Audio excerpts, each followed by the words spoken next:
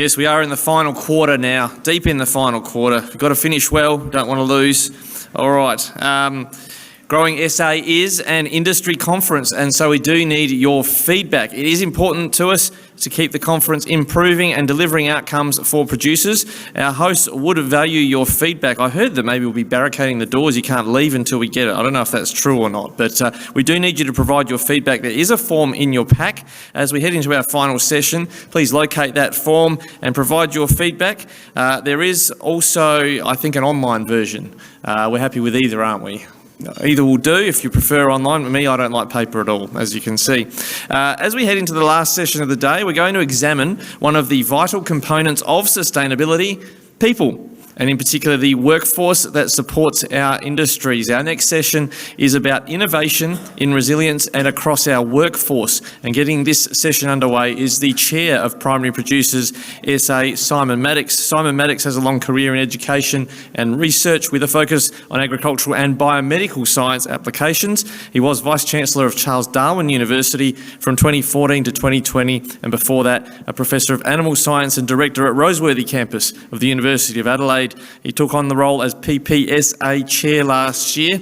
He's going to address the importance of attracting and retaining a skilled agricultural workforce, something that's come up multiple times today already, and how the sector is working across government and industry to meet those challenges. Please welcome Simon Maddocks.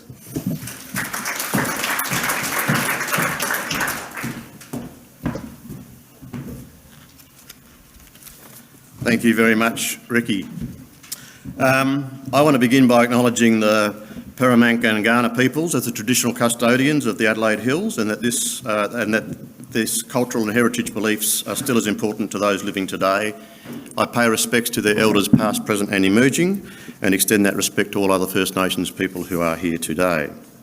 And what foresight the organisers of this conference had, because I understand that when the Prime Minister saw the Growing SA agenda and knew that we had a session on workforce and skills training, he suddenly convened a national summit that will take place later this week to focus on the same issues nationally. So well done to our conference organisers for being so proactive in getting that national agenda focused.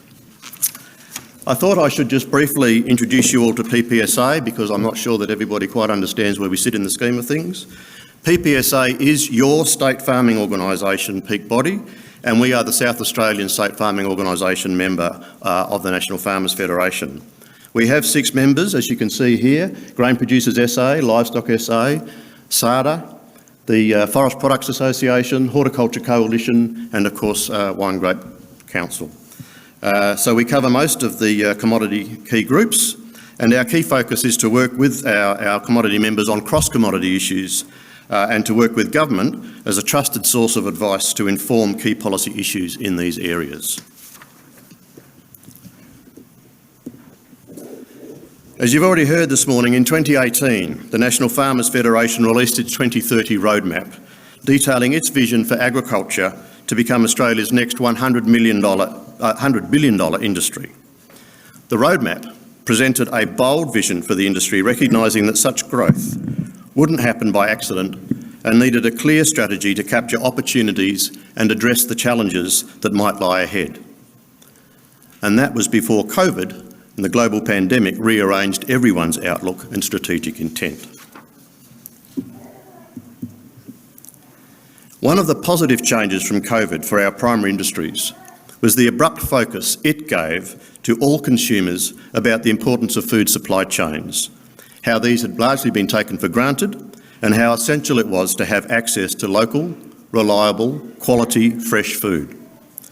One of the negatives from COVID was the exposure to how dependent so many of our food supply chains were on transient, seasonal and often casual workers. When international borders closed and backpackers stopped visiting, harvesting capability was severely tested in many sectors. COVID notwithstanding, we have known for several decades now that we were facing a growing problem in the supply of an adequately skilled workforce in agriculture. Whilst our industries are increasingly global, diverse, technical and rapidly changing, the concept of pursuing a career in agriculture is not one that grabs the imagination of many, let alone our very best students. as environmental challenges, changing global markets, increasing consumer demands about ethical production systems, healthy eating and point-of-source impacts of production systems all place demands on primary producers. There is an ever-growing need for more research and its on-farm adoption, for measurement of inputs and production capacity, for data recording, processing and handling, for rapid responses in decision-making, and for greater information technology literacy amongst primary producers. And whilst many of our farmers are incredibly versatile and great adapters, many of these increasingly necessary skill sets are not inherent and are not readily fostered or cultivated in-house or on-farm. Hence, the increasing need also for advisors, consultants and contractors to assist in on-farm production. The images conveyed by our media to students and their parents, often the target audience for many of our educational recruitments, usually are a far cry from capturing these incredible opportunities for diverse skills to be gainfully deployed in an exciting career in agriculture and food supply chains. They present stories of floods or searing droughts, of hot, dusty, fly-blown landscapes with desperate souls clinging to a marginal existence. We need to change this. Now, farmer wants a wife, notwithstanding that there's much about it that makes me squirm, is possibly an example of a change in the right sort of direction, because it introduces many stories about farming and rural lifestyle in a much more subtle, nuanced way. And we do need to balance the adverse, albeit very real challenges that do exist on farm with more of the positives.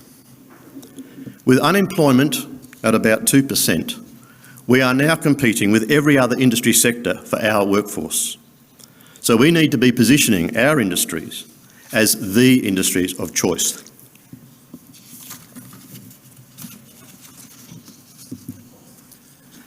The pandemic has also seen many employees transitioning to full-time and for some the opportunity for ongoing part-time working from home requirements or choices.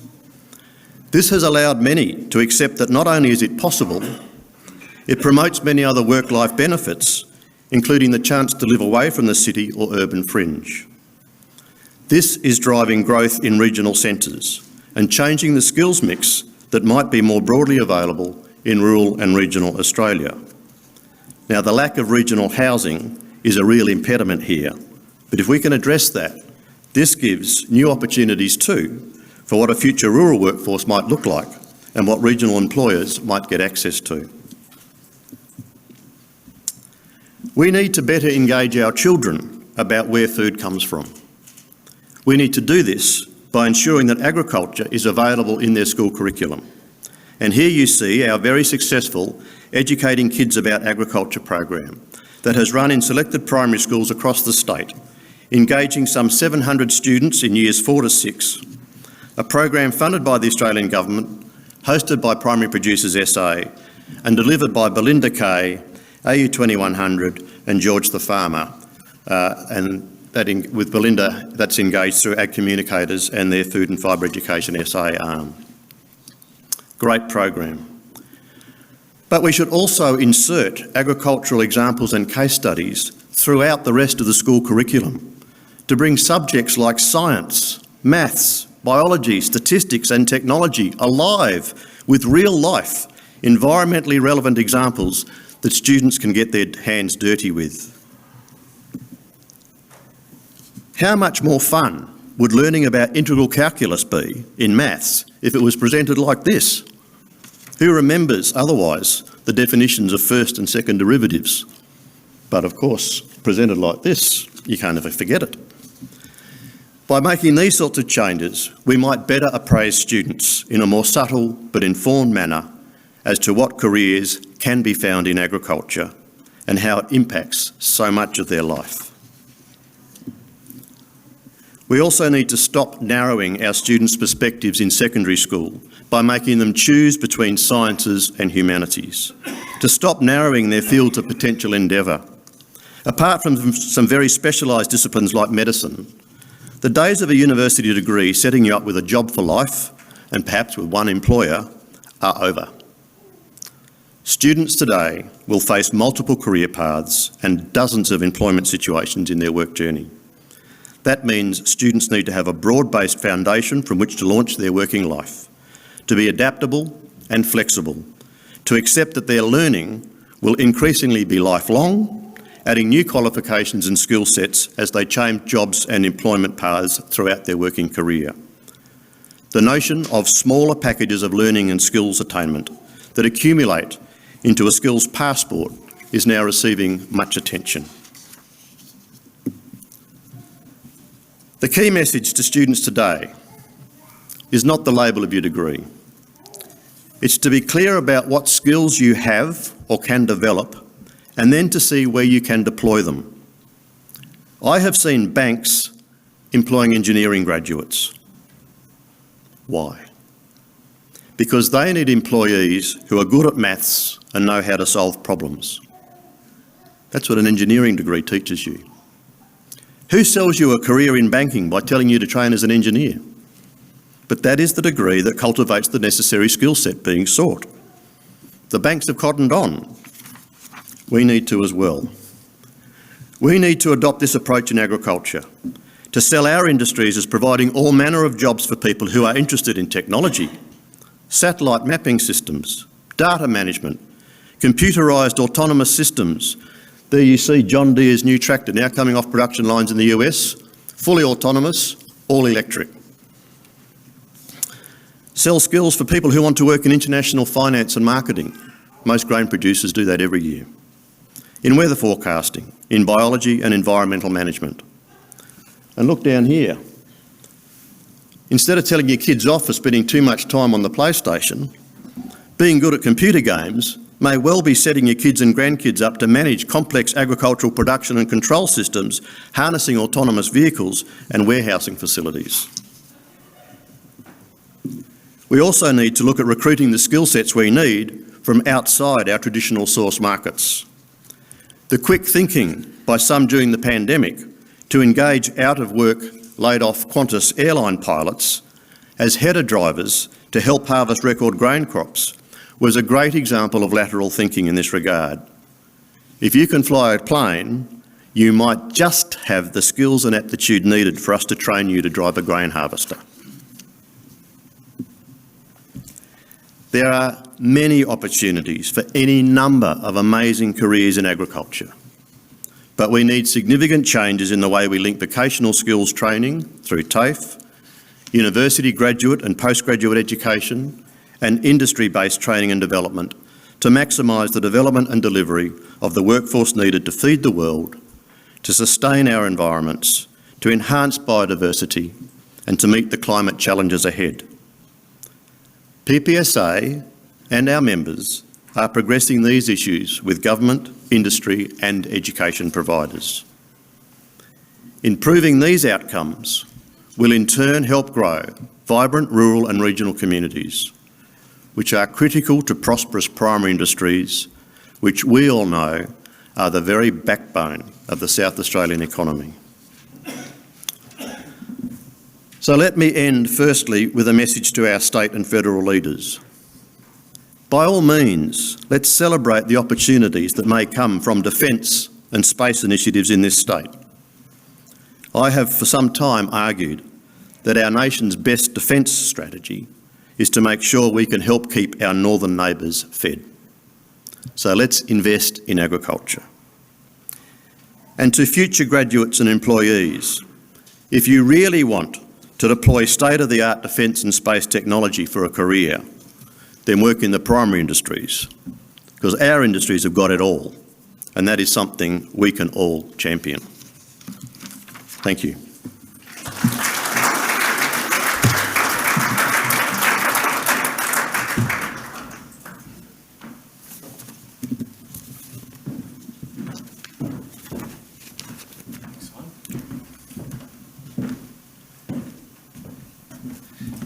All right, thank you very much, Simon. I'm just going to open up the app and you're happy to stay for a question or two? Feel free to make yourself comfortable, have a seat. Where are we?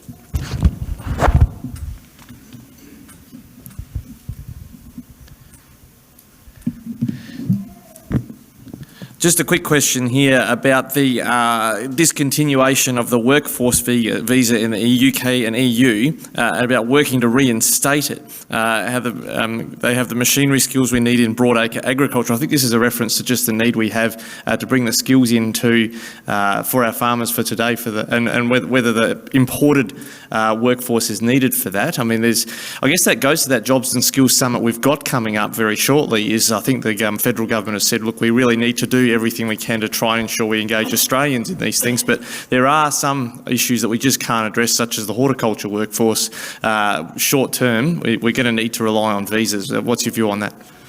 Look, absolutely. I think it's pretty clear that with the political change we've had, and I had a meeting of the National Farmers Federation presidents this morning, it's pretty clear that the workforce visa is dead. This is the ag visa? The ag visa that the last government was talking about delivering. But that's not to say that the issue isn't recognised, and so I know that one of the representations that will be made through the NFF and reinforced again later this week is the need for a visa program that allows us to address those very issues. I think that's where the Pacific Labor side of it might be where they expand upon. That's had some success here in South Australia. Yeah, there's that. There's certainly ramping up opportunities to make backpacking re-engaged. Again, one of the changes was to remove the requirement for backpacker visas to have to spend any time in rural and regional Australia. You could revisit those sorts of notions. So I think there's no doubt that we've got to have a multi-pronged approach to all of this. Skilled migration opportunities, short-term casual seasonal engagement from Pacific Islands or other countries to our north that have opportunity to co-engage. At the same time as undertaking all the initiatives that have come up through other presentations in this conference about how we better access existing workforce opportunities that are sitting in regional communities and through lack of childcare and other supports, for example, can't be better deployed. So let's get all of that co-engaged. All right, Simon, thanks. We'll go over to our panel members who might be able to answer some of the other questions that have come in for you, because we'll keep the program moving. Thank you very much for your time, and don't run off. I've got a small gift for you as well. Thank you again for your presentation. I'll just invite our next panel members to make their way to the stage. There's a microphone on your chair that you'll be able to use. I believe they're switched on. Joslyn Fox, Joanna Andrew, Joanna Howe, Dr. Joanna Howe and Rachel Chirgwin. As they come up, we're going to be talking about the future workforce and some of the great images that Simon Maddocks put up there for us just now of George the farmer visiting schools, the primary schools, and changing perspectives on farmers. I know from a snapshot for myself when I was in high school, and not far from where Joe would have gone to high school, I suspect, many years back, and it was 94 for me, and growing up in the Riverland, the farmers are called blockies. A lot of them probably still are, but there was a very negative perception about the blockie, and it was not a career path that was sought. But that was the 90s. Maybe things have changed. We might hear about that very soon. Our panel members, I'll start here with Joslyn Fox on my left. Joslyn is the principal of Urrbrae Ag High School and passionate about educating young people and providing learning opportunities that will take them anywhere. She's also on the SA Ag Careers Hub Steering Committee, and our focus for this panel is about the workforce of SA's ag future, skills, success and innovation. Now, for you, Joslyn, one of your key priorities is to ensure students are exposed to as many different careers in ag as possible, recognising that in the 21st century that encompasses a wide range of options. What more do we need to do at a school level to show why ag is such a great career? Pop it up. Flip it up. Working? Yeah, I think it is. Okay, it is. I'm just not close enough. One of those questions I wish I had the answer. That would be $1 million question. But basically, the whole idea, I think Simon sums it up better than anybody I've ever heard speak. He spoke to our whole school staff, which is about 100 teachers, at the beginning of the term last term, and he talked about how we're selling it wrong to our kids, that we're selling it as agricultural careers and careers in agriculture rather than skill sets that are needed to take over opportunities in the agricultural sector. And I think when you look at the perspective and you change that point of view, you actually get a whole different group of students that are willing to come on board. If you say to the average parent that your child's got an ATAR in the 90s, they're going to tell you not to waste time going into an agricultural career. You need to be a doctor or a lawyer or a vet And I'm sure for most of you going through school it was the same. It hasn't changed that much, and the change needs to come with parents rather than with students. That's where it will start from. But you start twisting it around and look at the skill sets. For example, Simon was talking about engineering being needed for different jobs, or pilots being recruited to drive harvesters. If you've got skill sets that you're offering and you say that if you want to do problem solving, if you want to do really good maths problems, then look at engineering. What kind of jobs can you go in the rural sector that you can join into? I think you're onto a good thing. So I think that probably covers that quite well. That's a great start, thank you. Joanna, I'll go to you. Joanna on the left there. Dr. Joanna Howe is the Associate Professor in Law at the University of Adelaide and a consultant with Harmer's Workplace Lawyers. She is a Rhodes Scholar and last year was appointed by the Minister for Immigration to the Ministerial Advisory Council on Skilled Migration, an expert in labour migration. And you might want to pick up where Simon Maddocks left off in that question I just asked him about the needs when it comes to bringing workers into the country. Your research influenced immigration policy for 3 successive federal governments, the development of the National Ag Workforce Strategy and peace rates determinations by the Fair Work Commission. How can we better lobby for visa conditions that reflect Ag's needs? So it's a big question, and I should say, so I've done predominantly my research in horticulture, travelling to 13 regions and talking to over 300 growers, and also focus groups with workers and other stakeholders as well over 3 years pre-pandemic. And even pre-pandemic in the hort sector, it was very clear that labour insecurity was very visceral, and in the pandemic, obviously, that was exacerbated quite strongly. And now that we're coming out of the pandemic, it's a question of a migration reset, and what does this look like? And I actually think it's very telling for the industry that the ag visa was announced as a response to the British government saying we don't want backpackers to be on the 88 days system. And the government announced, okay, we'll have an ag visa. But at that point, there wasn't the genuine bipartisan consensus that you need for migration policy to last in Australia. And I think that's a really important point for the industry. I've worked a lot with industry bodies, and I do feel like the big elephant in the room and the challenge for industry is to advocate for more expansive migration pathways when you have a reputation, and and certainly not the growers in this room, but the industry as a whole through media exposés, through the Fair Work Ombudsman report on the harvest trail, that, I'm just going to say it, I think the industry has a reputation of a norm of non-compliance with labour standards. Now, I interviewed many ethical good growers as part of our research who actually told us that it's not a level playing field because the unethical growers get away with it because the Fair Work Ombudsman can't enforce, and the way we design migration visas in this country in some ways invites exploitation. So I am actually heading to the Jobs and Skills Summit tomorrow and will be on a panel with the Minister on skilled migration.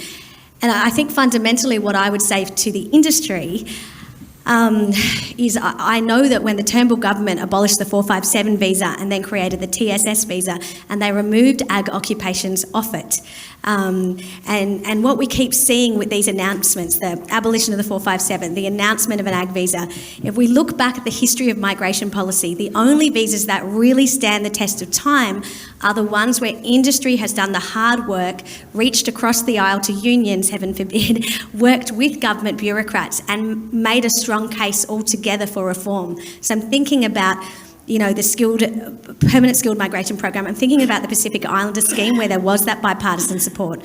And I think the key issue for industry is particularly, with the occupations that a lot of you guys need for sowing and spraying and harvesting, which is very different to picking, packing and grading.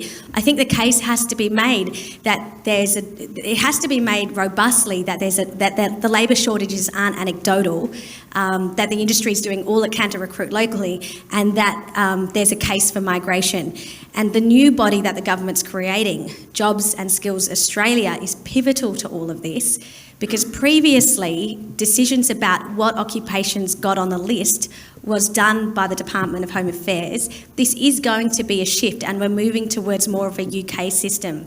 So for the industry to be able to make that case for ag occupations to be eligible for migration, the data and the multi-stakeholder approach is going to be needed. And so I know that's a slightly controversial thing to sort of say around the elephant in the room around non-compliance and dealing with the reputational issues and then responding with data-driven research. So it's going to be a more industry-driven decision-making process about who goes on that list or not, rather than just simply from the Department of Home Affairs. Well, I think my understanding, so the model is we're going to talk about this at the summit, but the model is going to look more like it does in the UK, where stakeholders bring forward submissions, so industry will be making those submissions, but so will the unions, and they will be making the case that if there's a norm of non-compliance with labour standards, then why do we need expansive migration? The industry has lost its social licence. That's what they'll be saying.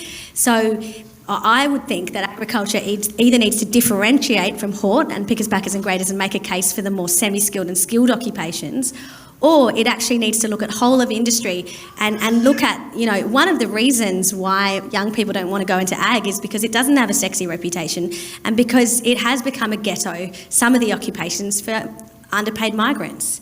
I think that is a reality. It's not reflective of people here, but I think that is an issue for the industry. Yeah, I think there's a differentiation as you're talking about. Say, I've heard that harvest operators, machinery operators, will work the northern harvest and then come to the southern hemisphere to do the southern harvest. That's more the area you're talking about, where those people could come in that more skilled, Absolutely. rather than the unskilled, say, horticultural context. Well, okay, maybe not immediate answers in terms of skilled migration to solve our labour force issues, but Rachel Chirgwin, you operate the RAC Farming, which is encompassing Curlew Valley, Suffolk, the Clare Valley grains, and supplying lupins to a range of buyers, and providing genetic services to sheep studs across the eastern states. Question for you: you're a lady of many skills, built 3 ag businesses from nothing. Can you give us your perspective on what's needed to get more young people involved in grains and livestock and ag in general? Yeah, so I actually sent out a text message to a few of my friends. I sent it out to 23, a mixture of farmers and business owners across the country. And within 2 hours, 19 of those 23 people replied. So I think it's a matter that's pretty close to heart on a lot of people. And a general consensus across that was, one, we need to promote ag as being trendy. Currently, it has perceived of being dirty and not great returns, hard work, little returns. However, the ag sector is one of the most technology-rich sectors globally now, and so we need to be talking up our story and telling people, you know, how many different jobs are actually available in ag. Like the reality is, for our school leavers coming through, it really doesn't matter what area that they're interested in, no matter whether it's law, science, physics, finances, whatever. We want them in agriculture. We need general labourers, but we also need those high skill labour sets as well. And I think another point was job satisfaction and being valued by the employers. So I was talking to another number of people, and they were saying that they have very good retention rates of staff. And their key points was making their staff feel valued all the time and making them feel like they were a part of their family. So they weren't just coming to work 9 to 5. They were part of that family.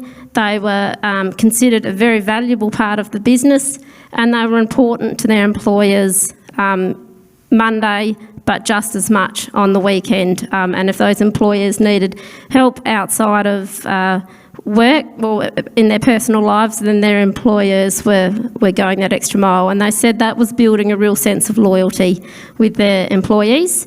And then if they needed the extra mile out of their employees, they were very happy to offer that service. And another point was educating our young people. So I think we need to be getting into potentially the city schools, urban areas, and telling them about ag, telling them about the career choices that there could be in ag, but giving them an experience of not only the work life, but what the rural life would be. So whether we have them come on farm for a couple of weeks and see what makes us tick and how that lifestyle on the land really does incorporate your whole life. It doesn't tend to be a 9 to 5 job like in metropolitan areas, but it's a whole lifestyle experience for you. And I guess thirdly, or fourthly probably now, the last thing was wages and living conditions. So the ag sector has had low pay rates, especially for the minimal entry, so whether that needs to be addressed, but also addressing the extra benefits that come with living in a rural area. So whether that's providing meat, wood, a house to live in, fuel cards and stuff like that, that can actually come up to a fair bit and make that a lot more lucrative for our young ones to be in ag. And I guess my final point is the instant gratification versus long-term goals. So whether we're encouraging people to be fly in, fly out, where they tend to earn huge money and by the time they're 40 they still have nothing, or whether we encourage them to pursue a lifetime career in sort of an ag industry. You can be part of the community, develop a reputation, raise your family there, and really get entrenched in that society versus earning a lot of money and maybe not getting a huge amount of actual job satisfaction. Good answer, good point. And I'll go to Joe Andrew and then we'll go to some of our questions coming in from the audience. Joe is leading the Mellor Olsson injury claims team, Mellor Olsson lawyers, who we thank for the coffee that they've provided here at the conference as well. She's been with the company for nearly 20 years and has a growing corporate governance practice and works closely with organisations to minimise and manage their risk in this area. That's why I've been getting people to get up the stage that side and not this side, the former lawyer in me. Now, Joe, I guess one of the elephants in the room here when we're talking about workforce is those that are within farming families themselves. The issue of succession planning, the number of family businesses, are there a lot that are getting it right, or is there a minority or quite a lot that are getting succession planning wrong? What could we be doing better in this space? Sure, thanks Rikki, and showing my age, 20 years, thanks for pointing that out. Look, I've seen a mixed from both. Being a lawyer, we see the bad, but we also have now the privilege of being involved in the good news stories, and that is really clearly doing succession planning well, and it's becoming more and more necessary, particularly if there are siblings involved in the day-to-day running of the family business, and those that aren't, and like myself, choose to give it to other people that are better experts than myself in terms of being a blocky. But look, a lot of family business owners do hope to pass down their business to the next generation, and family succession planning really takes form and allows an orderly and clear transition of this. So there's really two parts, and that is the transition of management of the day-to-day running of your actual family business, as opposed to the ultimate gain, which is the transition of ownership. And ownership can take form of a partnership, whether it's a beneficial interest in a trust or a shareholding, and that is where it's pertinent that you get legal advice as to what's best for your own business and corporate structures. So really the big elephant in the room is actually starting to have that conversation, and it can be quite a difficult conversation to raise with your children and brothers and sisters, and so quite often it's a great idea to have a professional in the room guiding that conversation, whether or not they're chairing the meeting, setting out expectations, ensuring everyone is able to have their voice heard in a very safe environment, and then ultimately guiding that conversation through so that you do have an ordered plan. But firstly, you need to actually establish what is your succession plan goal, and that is, are you going to retain the business, or are you going to have it built up to ultimately be able to sell off? So if you're going to retain the business, and particularly if it's a corporate structure, it's really important that the directors that are the directors of the company actually understand what their obligations are under the Corporations Act, and that not only allows obviously the very important point of actually being adhering to the law, but it also helps establish that professional relationship within the family unit. And so simple things such as when you're having your board meetings, I like to call them still board meetings, even if it's just 3 people of the family, you're still all directors. It's important to do such things like, and I advise people not to have your board meetings around the kitchen table, for example, where you have the social family time. Have it somewhere else. If you're going to communicate with your fellow directors, and it's around your business, have it on a different platform, whether or not that's Messenger or a different email or something, so at least you're separating the business from your family social time, and that's a really important part to it all. I find that the success stories I have is when there's really clear structures and boundaries around people's roles, whether or not it's within the family business or whether it's outside the family business. And of course, making sure that everything's all fair and equitable. So if you do have some siblings, children or siblings that work in the business and some that don't, generally quite a common situation is that those that don't work in the business still receive a dividend annually from any profits, but those that work in the business actually receive a wage, and they're employed as well, and that wage is benchmarked against the industry standard. So it's quite a lot of planning that can go through with this, and really it's such an individual and unique and personal plan to go through. So it's really important that you're taking the time to be able to do this, and time is really what's on your side. So to be able to have a 3 to 5 year transition, ideally with this in terms of management and ultimately ownership, is fantastic, because it enables everyone to allow that plan to sink in, to have a clear understanding of what's going to happen, so that later down the track there's not a horrible consequence of once very close siblings and cousins loving each other to ending up hating each other, and then being involved in a very litigious, expensive process involving lawyers, which unfortunately we do see a bit of. So this can be done and prevented if it's done in a clear, transparent and with some time, and I really do encourage everyone to take on that process. All right, thank you, Jo. It's good with all those inputs into where the labour can come from, the farming family, the student body out there, migration as well. We've got it all covered, and great options also from Rachel. I want to go back to you, Joslyn Fox from Urrbrae High. A question that's here from the audience about our agriculture degrees at the tertiary level that are offered. Do we need to make changes to the degrees themselves, make them better or more attractive for people to pursue as a tertiary option? That feeds into what I was saying earlier. When we track our student data when they leave school, very few, percentage-wise, go across to an agricultural degree or take any kind of agricultural degree at all to start with. So we have roughly 200 Year 12s every year, and of those, 100 go on to tertiary study and 100 go on to other pathways, whether that's trade, back on the farm, into some rural capacity. But it's the 100, the question involves the 100 that have gone to university entry. What we're finding is that this is my 6th year at Urrbrae, and we've been tracking pretty closely to see where our student labour force is going once they leave us. So where are they going? They're going into science degrees predominantly at Flinders University, although that had started to change around last year. We had more go to Adelaide than we've ever had before. They start off in a science degree, most are general science degrees of some degrees or maths degree. And then, if you track them within 5 years of them leaving school, they've gone into some agricultural pathway in some way, shape, manner or form. Whether that's they've gone back and done further study, whether they've given it an ag flavour to whatever they're in. But their interest in agriculture has been founded by them going to Urrbrae in the first place. You would think it would be logical, wouldn't you, that they would just go from there and they would go to Adelaide Uni or wait or whatever and take on that logical next step. But it's not happening. It is that science degree that is gripping them more than anything else.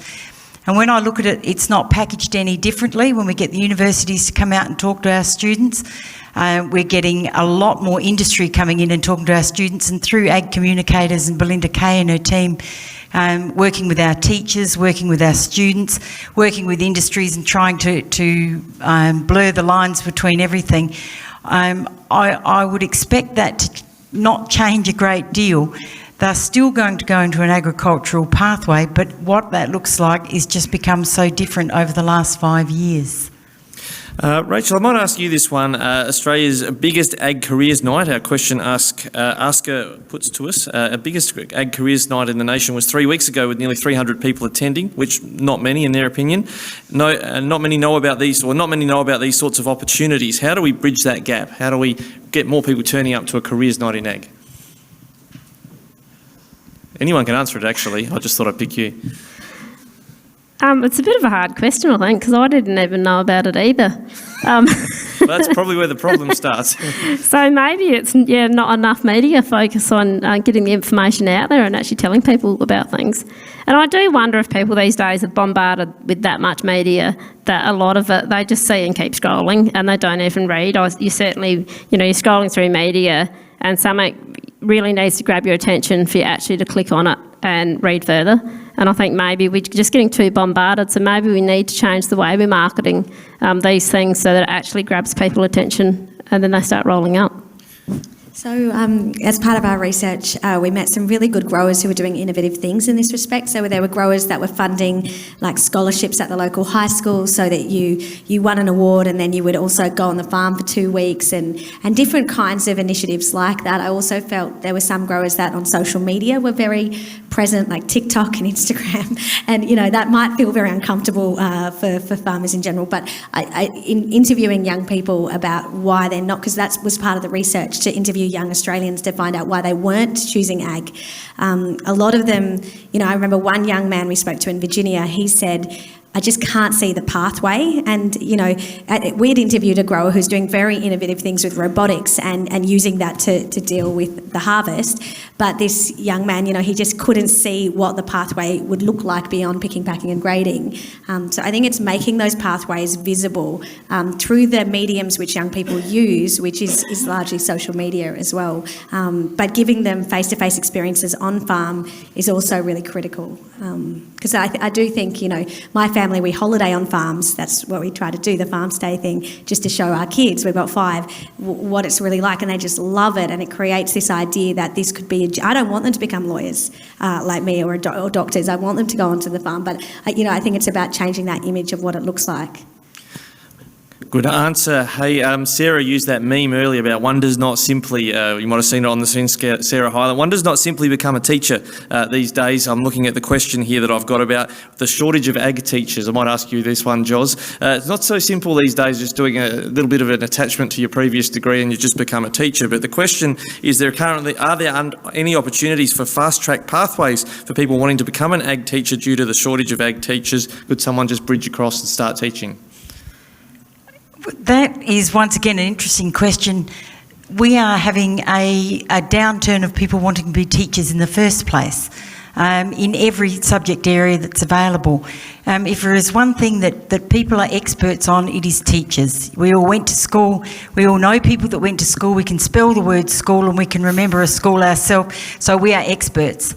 And that is, I think, become a stumbling block to any kind of teacher in the last 10 years because you're dealing with so-called experts, armchair experts that are constantly, in the media, such negative perceptions.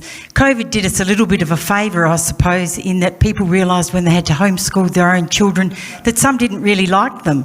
And they were quite happy when the schools opened again and they said, off you go. And they've had a little bit more charity for the teachers that have had their own children in their classrooms for that time. And that's been a very helpful thing. But I think that until teaching is seen as a valued profession on its own, rather than a poor cousin of many other things that we've talked about, that you're still going to have the problem with agricultural teachers because they are teachers as well.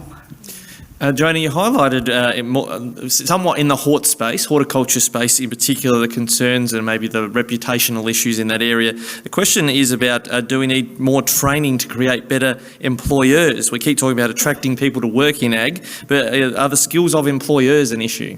Yeah, look, I think it's really hard because usually you go into farming because you love the land. It's not to sort of manage people. And I do acknowledge that our labour laws are incredibly complex, like the awards, the laws on unfair dismissal, and all the minimum standards. It's very difficult, I think, for farmers to be getting their heads around all of this. And I think we do have some of the more complex laws in the world.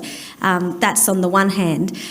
So I think training has its place. But my experience is that we met so many good farmers who were doing the right thing, and I'm just going to be candid. I felt that there is that small group of farmers that don't know what they're doing and they inadvertently make mistakes and they're not complying, but it's a genuine mistake. But then I think there is a subset who really tarnish the whole industry, who are knowingly doing the wrong thing. And we did research in New Zealand when they made the case for their ag visa, which is essentially the Pacific Workers Scheme, but it works so much better over there because it's industry-led. What we observed in New Zealand was industry leadership, so the equivalent of the NFF and AusVeg in New Zealand, really took forward to the growers and the farmers about the fact that everybody needed to lift standards. It wasn't a training gap, it was actually more of we're going to dob in the bad farmers, and I hate calling them that, but there are definitely farmers deliberately flouting. When we interviewed the NFF version in New Zealand, they said, we dob those guys because we know it tarnishes the whole industry. And last year, every year they've been able to increase the cap of temporary migrants coming in on their version of an ag visa because they have their social licence. And I was disappointed to read the NFF submission for the Jobs and Skills Summit, because once again it addressed the issue of non-compliance with labour standards as a few bad apples. And I think if the industry has that language that it's just a few guys doing the wrong thing, but then you've got the media, and the media may not be fair, but the perception matters. You've got the Fair Work Ombudsman Harvest Trail report saying norm of non-compliance. These things matter, and I think I do think that we could learn from across the ditch that it's not just a training issue. It's actually calling out the bad behaviour and having some structural reform so that it's the good employers that are able to continue. And if your business model survives on exploiting migrants, then you're not in the farm industry anymore, because that's going to stop ag being a $1 billion industry by $100 billion industry by 2030. Could I just say one more thing? The thing that really gutted me in the research was many good growers who said we're not planting that field because labour is so insecure, because we just don't know we'll have the workers to do the harvest. And that wasn't just one story, that was replicated across the country, and that was pre-pandemic, so I know it would be even more now. And that's why we really do need to have a reset, for the industry post-pandemic. All right, thank you. I'm going to jump back to the succession issue with you, Joe Andrew, with the topic of, I know as a lawyer, I'm a recovering lawyer myself, so look, I know that you can't give a simple answer on this because structures are complex, issues are complex, families are complex, but what has been, I guess, one of the best examples of ways people have been able to do succession planning quickly and simply, or, in a way that I guess would be your go-to for these types of solutions? Absolutely, and definitely forming a company structure is the easiest and simplest way, and that is then having the, if you're maintaining the family business, by having it under the Corporations Act and it being a company in itself, then your children and your partner, family members can all be directors equally, and all shareholders, and then those that work in can then draw a wage from the business, and if there's any dividends, of course, this is all depends on what kind of industry you're in as well, but then that's probably the most simplest way in terms of having the legal obligations and your duties very clearly set out within the Corporations Act, but also then the whole of, as I mentioned earlier, the directors having a duty to the entire company as a whole and the shareholders as a whole, and then that becoming very clear. So I personally find that the easiest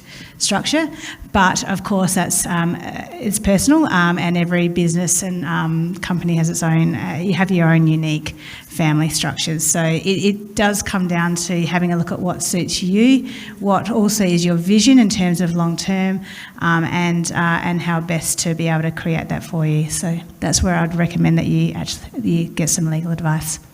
Great.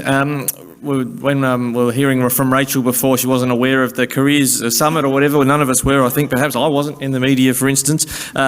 Jos, there's some questions that have come in here about the SA Careers Hub program. What is the Ag's Careers Hub and the Careers Expo that you've been involved in? How do we, get more awareness around these career opportunities?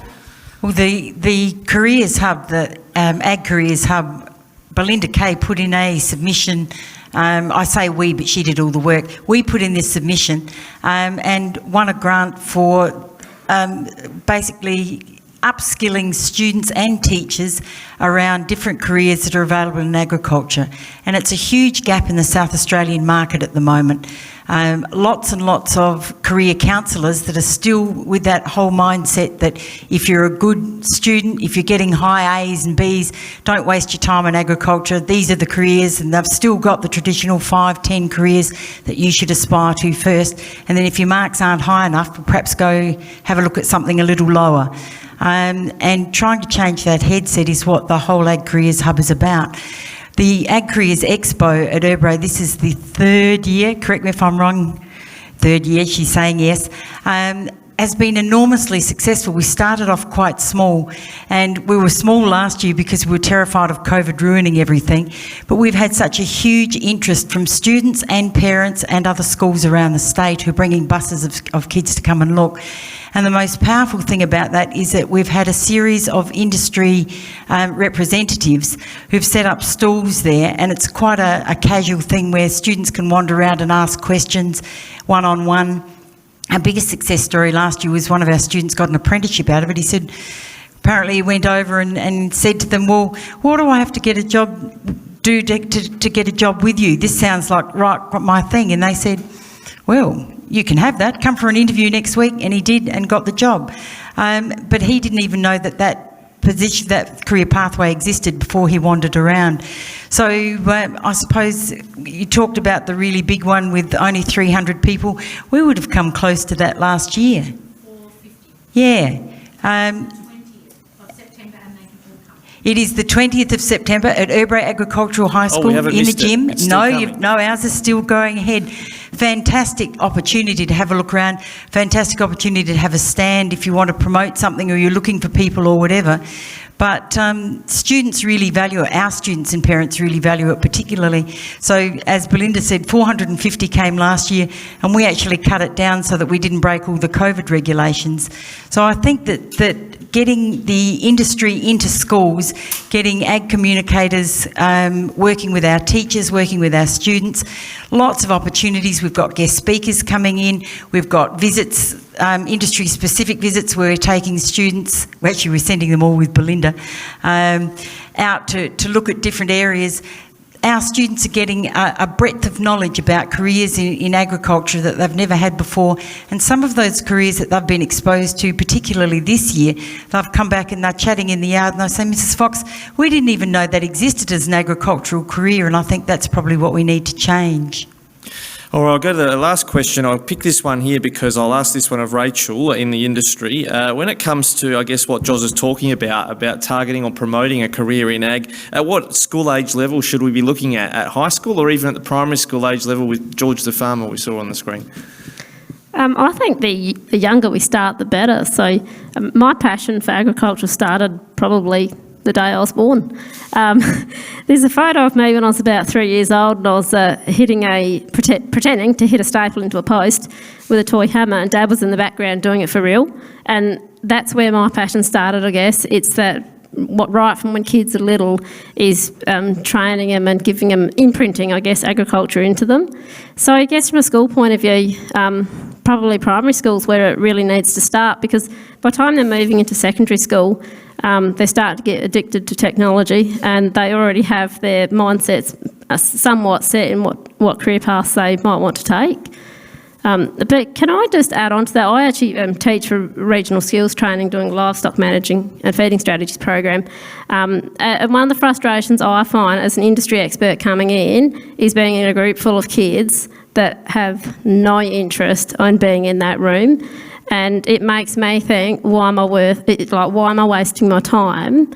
And I really think it's a problem that we need to be encouraging these young ones that all these exposures are actually great opportunities, and even if they're not interested in learning how to feed a sheep, there's probably going to be something else they're going to pick up that then might be a useful skill set for the area they do go into. Whereas when you're in a room full of students that are really excited about what you're learning, it makes us such a better environment, and it makes me want to be there. And I feel like there's some great industry experts out there that don't really want to get on board because they're just a bit worried that their time's going to be wasted. But we need to be investing in these young ones. Yeah, I think, I'm not sure where they're happening specifically, but maybe interstate, they take groups of school kids out to farms and make it an excursion rather than come in farm, and eyes wide open, the wheels are the size of the wheels on the tractor and that sort of thing. So, yeah, maybe some good strategies for the future, ladies. We'll have to close that off there, but thank you very much, and don't run off. I've got a gift for you all.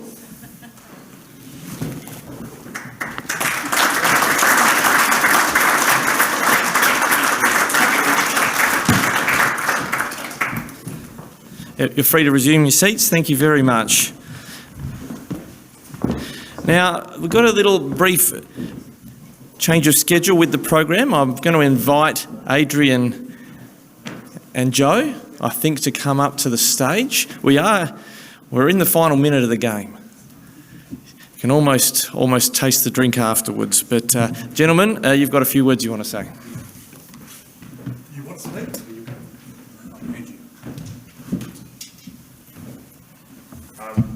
We haven't rehearsed this, so it'll be a bit...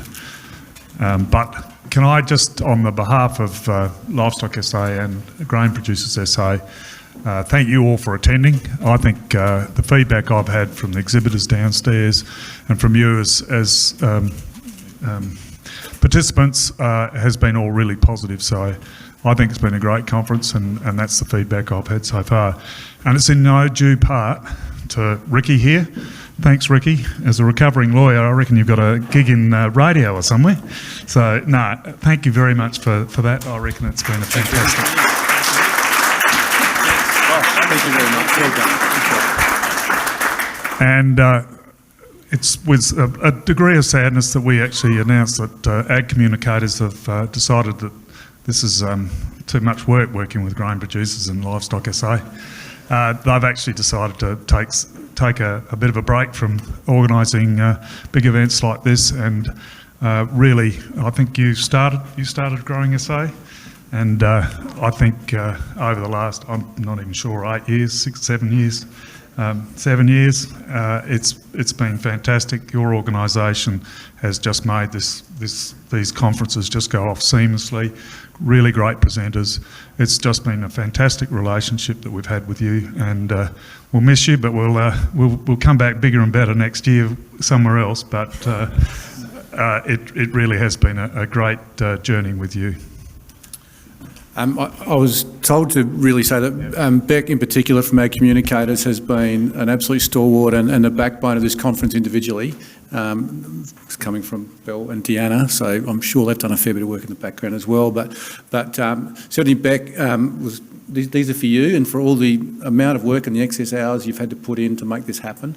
Individually, it's a great effort, and thanks very much.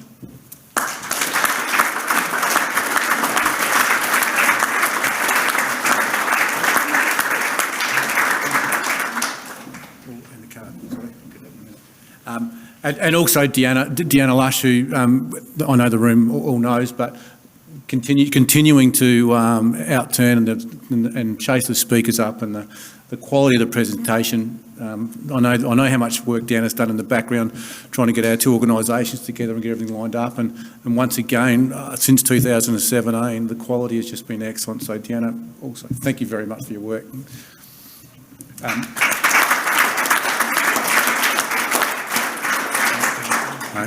Yeah, I just do need to plug. I think we're going to shut the doors to make sure, and I know you're going to follow it up to close it, but no one escapes without doing the forms. Otherwise, we really do. It's important. But Henning.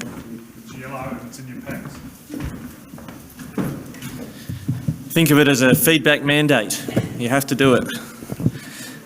So I'll give you a moment to find that in your packs and make sure you've provided that feedback, and I'll just get my messages ready of what to share as we conclude.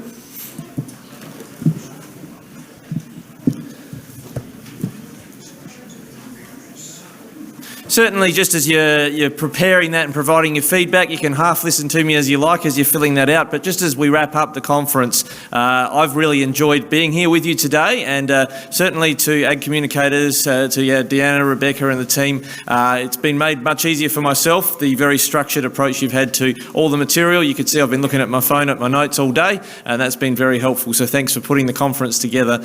And thank you all for attending as well. Been enjoying being amongst you. It's been I've been in radio now for about 18 months or so, and been great to be in the world of agriculture and rural communities when there's such great years on the land. That doesn't mean we don't have our challenges.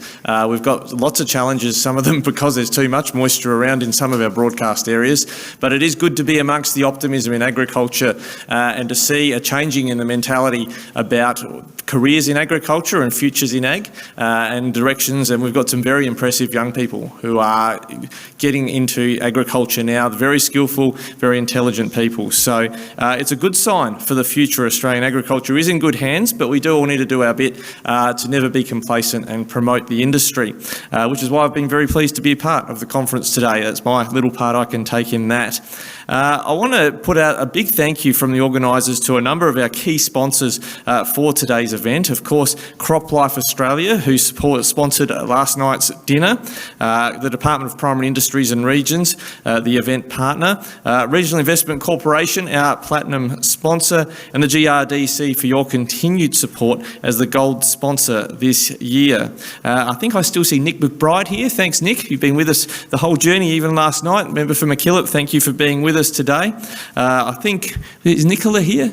Yeah, I thought you were. Yep, Nicola Senofani, the Shadow Minister for Primary Industries and Regions as well. Thanks for being with us, and we thank the Honourable Claire Scriven, who's had to be elsewhere, for being a big part of the conference too. Thank you indeed to all of our speakers and panellists for your insights you've shared today to the event and communication management work of ag communicators.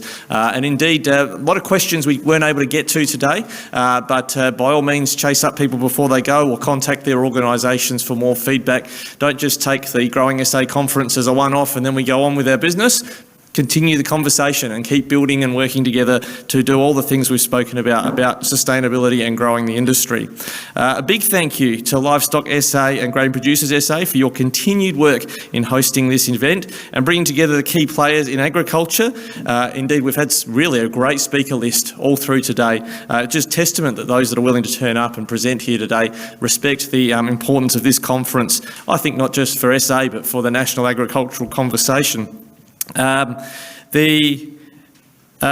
part of determining whether the investment of funds has been worthwhile, your feedback is appreciated. Hopefully you've finished your evaluation form. Please complete that and leave them with the Ag Communicators team on the way out of the event. When you're heading to the networking hour, or use the digital form if you haven't got around to it. You are invited to stay for the Sundowner networking drinks downstairs.